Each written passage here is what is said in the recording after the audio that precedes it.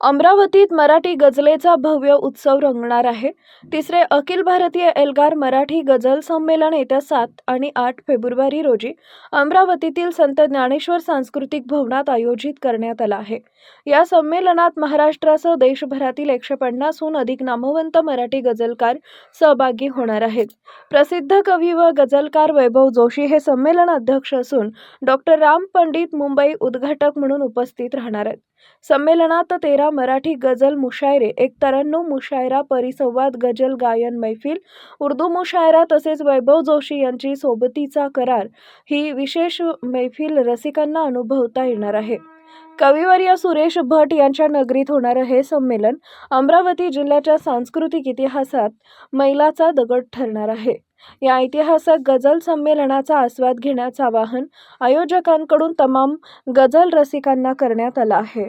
मी नाना ludo, Amravati. आपल्या अमरावतीमध्ये Suresh भटांच्या नगरीमध्ये 7-8 February 2026 शनिवार व रविवारला संत ज्ञानेश्वर सांस्कृतिक भवनमध्ये 2 दिवसाचा आपण अखिल भारतीय एल्गार मराठी गझल संमेलन घेतो आहे। या संमेलनामध्ये पूर्ण महाराष्ट्रामधून 300च्या वर गझलकार येतील, आपली गझल सादर करतील। या संमेलनाला अध्यक्ष म्हणून पुण्याचे प्रसिद्ध कवी व गझलकार श्री वैभव जोशी लाभलेले आहेत।